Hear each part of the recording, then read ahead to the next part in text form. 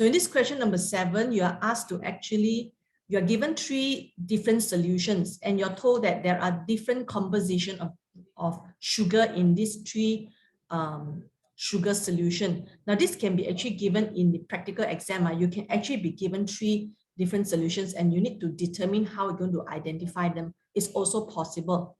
Okay. So of course, the method that you know is to use the reducing sugar test as well as the non-reducing sugar test. Okay, reducing and non-reducing sugar. And of course, the question extends to ask you, apart from using Benedict's test, what are other ways that you can test to determine these 3 different solutions? Now, this is something additional just for your general knowledge, okay? So, of course, when you do research online, then you can find. So, the marks are given for correct named method and correct description. Now, this is not in your syllabus, okay? Only for this question, for your own research purpose only. So the first method is called chromatography. So chromatography is a method where we separate molecules that are dissolved in a solution. So it's mixed already, different molecules mixed together. We want to separate them using a solvent to carry those molecules across a piece of chromatography paper. So this is a piece of chromatography paper.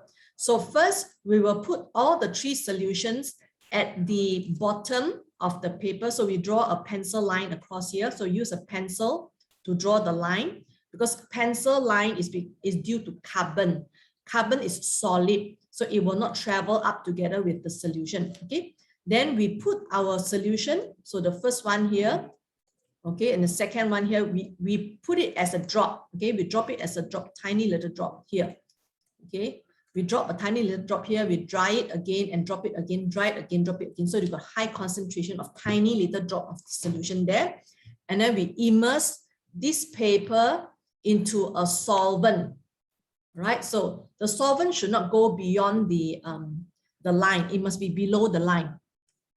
So when this solvent starts to move up the paper, okay, it starts to move up the paper, it will carry with it the glucose. If glucose is soluble in this solvent, it will carry with it.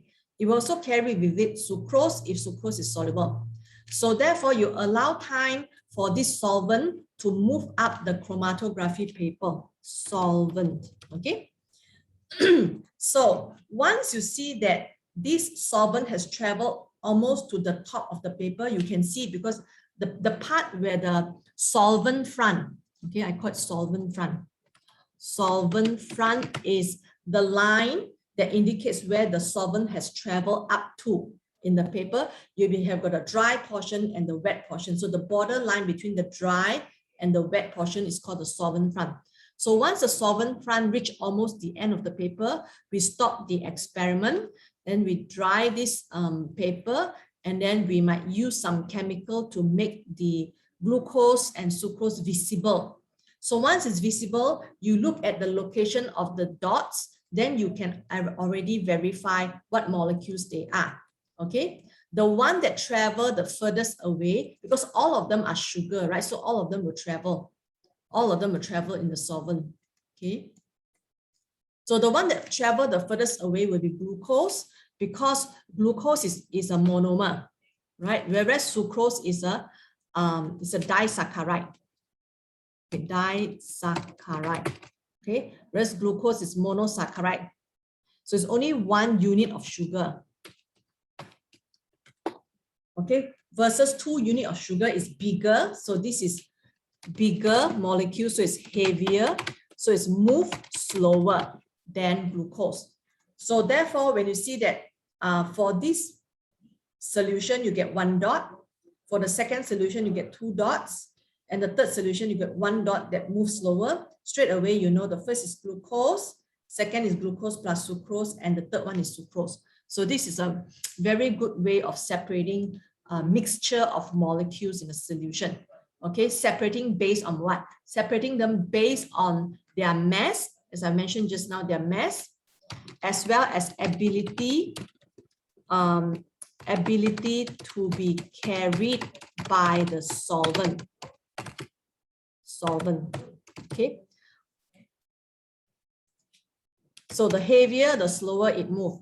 The better it's able to dissolve in solvent, the faster it will move with the solvent. Because sometimes, let's say, for example, you've got lipid, right? In the mixture of solution, you've got lipid, and then you've got ions, okay? So those ions that are hydrophilic will dissolve in solvent that is hydrophilic. Then the lipid will not travel up with the solvent because it does not dissolve in the solvent. So ability to be carried by the solvent, okay? Second method is very interesting, okay? Second method, it is using light, okay? So this light.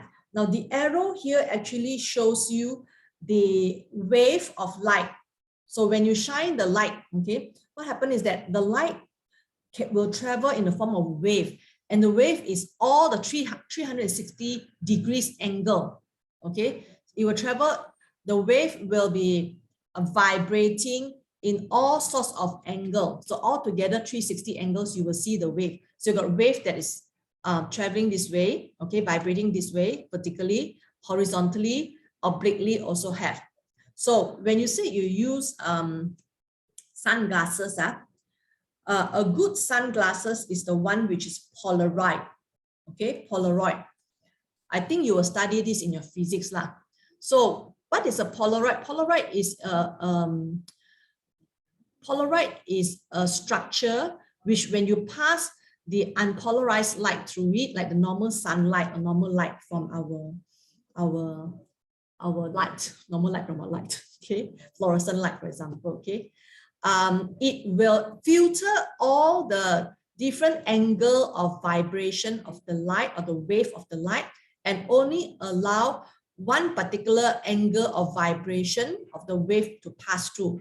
So when unpolarized light pass through polarized, the Polaroid, which is the actual sunglasses, you only left with a light vibrating at one angle. So that's how they block majority of the light and only allow a little bit of light to pass through, and that protects your eye.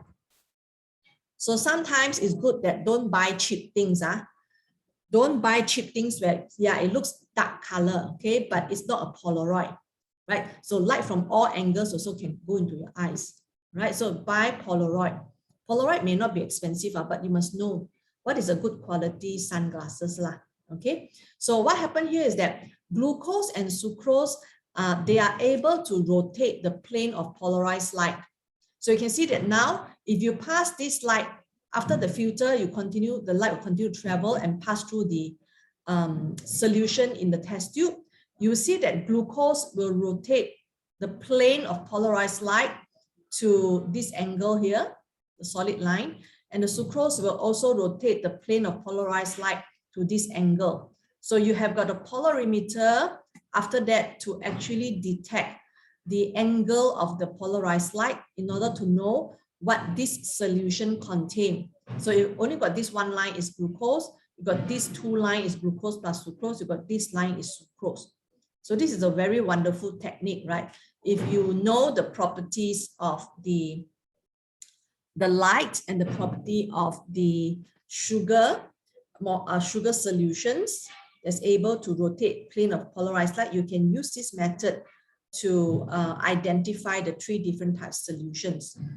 So that's why the basic knowledge that you learn now in science is to build your ability to apply them to solve human problem, okay, or to create a better solution, okay, to improve the quality of life of human.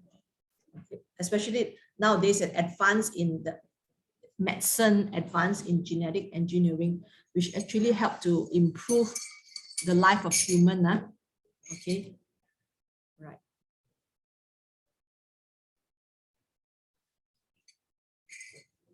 Okay, of course, if you can resolve it to the root is the best, because some of the treatment doesn't solve the root problem, right? So solving the root problem is better. When you got pain, you take painkiller. That doesn't resolve the problem, just temporary. But what is the main cause of the pain? So if you can work on that and to treat the main cause is better than just painkiller, right? Of course, if you're thinking of making money, then might as well don't let them know where's the source, and they always, from then onwards, have to take your painkiller until the day they die. So they have to depend on it, then earn a lot of money. So now it's depending on, I really don't know. What do you have in your mind? You want to earn a lot of money, okay? Create something that can earn a lot of money, okay? Or you want to create something that really help people to resolve the issues. Hello, please type your view here. Because science is not only about memorizing. You also need to think how you're going to apply your knowledge. Andrea? Probably resolve issues. Okay, what about Amar? I'm not sure. You're not sure unless you come out to work already, right? Then slowly you will actually, you will shape your mind into a certain direction that you think is best for you, isn't it? Correct or not? Okay. But if you see that if the entire society, everybody is doing their part, right?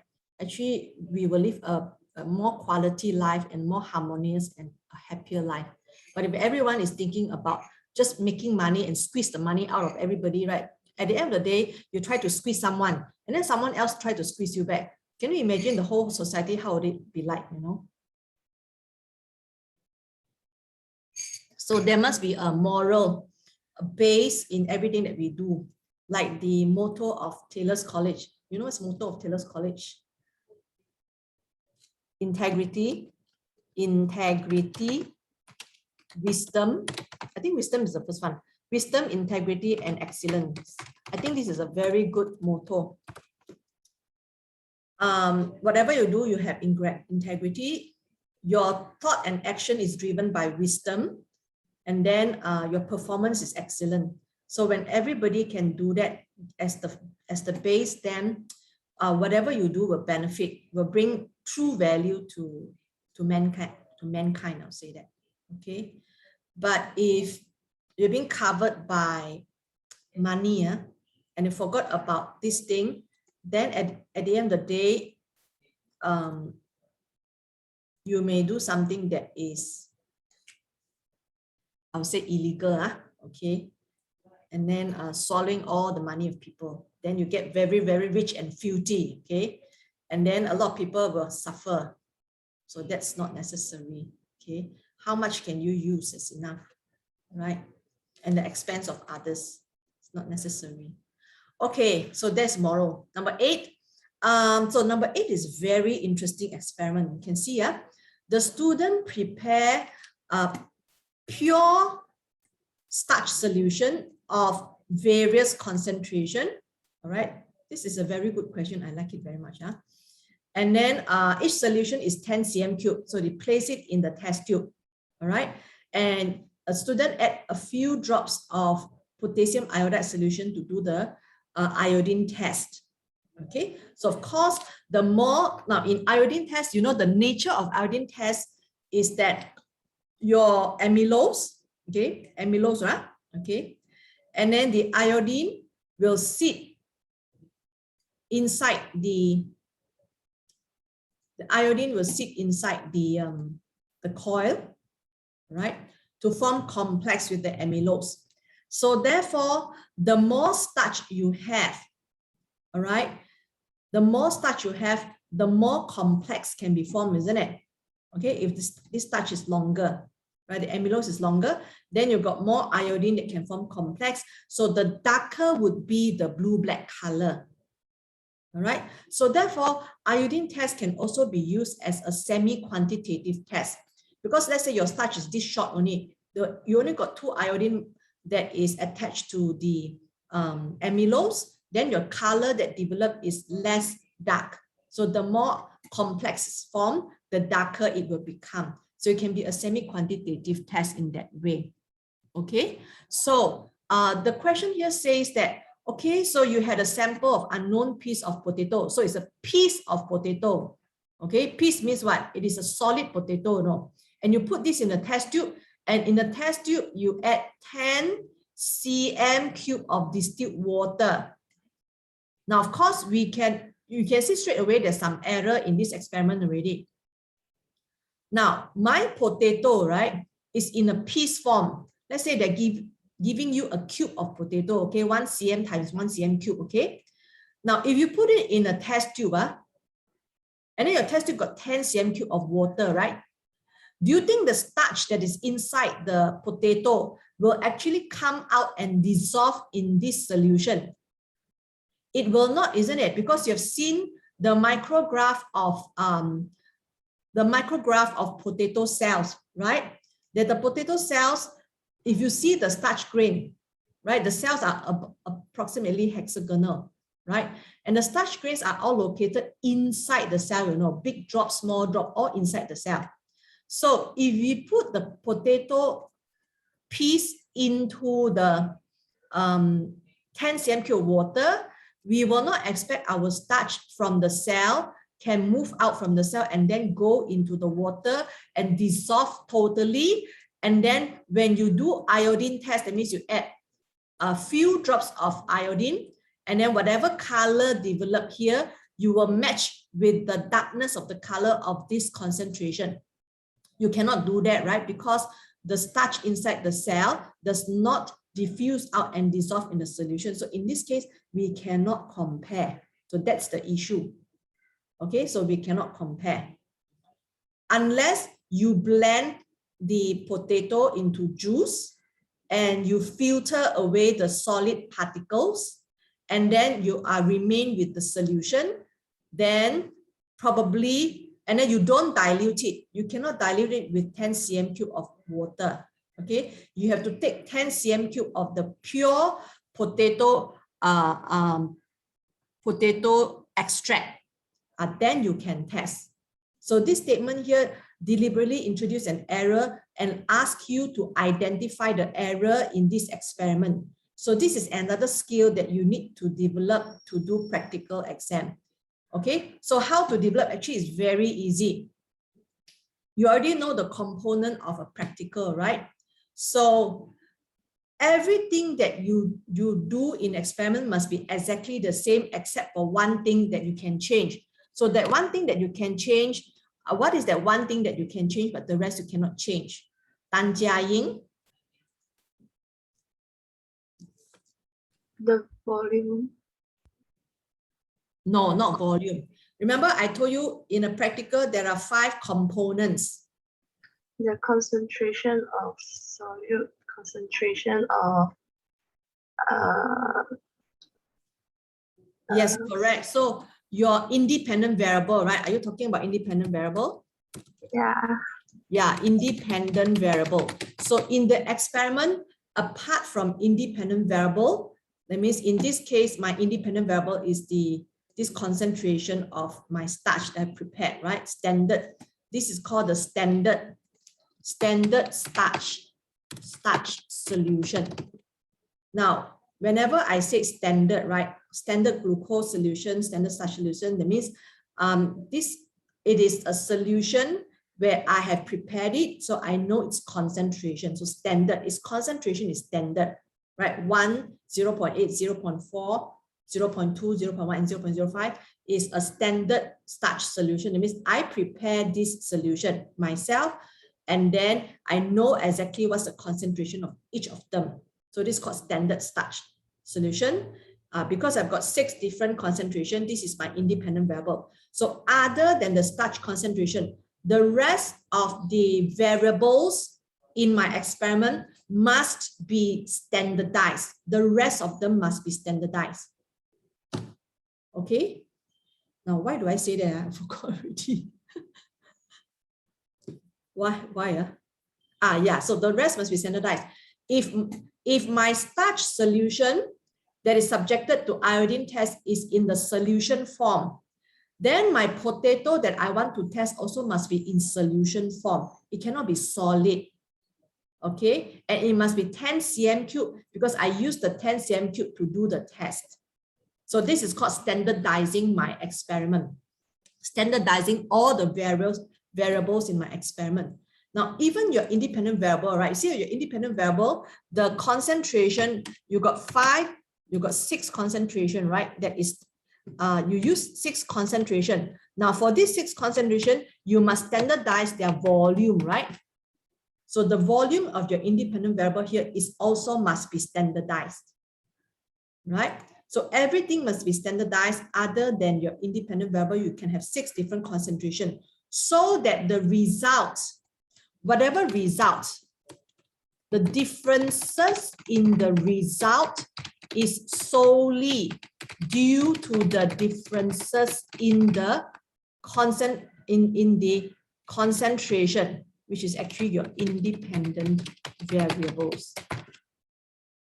Okay, so do you see that you need to standardize all the variables so that whatever result that you get, the differences that in the result is solely due to the differences in your independent variable, which you've already designed in your experiment. So all other variables must be standardized.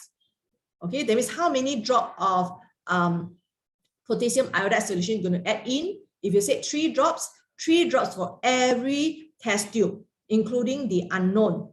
So this is called standardized. So the only difference in the result is due to the concentration and nothing else. Even the temperature must be standardized the best if you can. Okay, so this is something that you need to have in your mind. Then you know how to identify the error in the experiment. It's actually very easy to identify. Okay, so I will not go through the answer. The understanding is already sufficient. All right. Number 9 is not in your question, I think. Number 10 is also not in your question. So we already finished discussing this part. Okay. All right.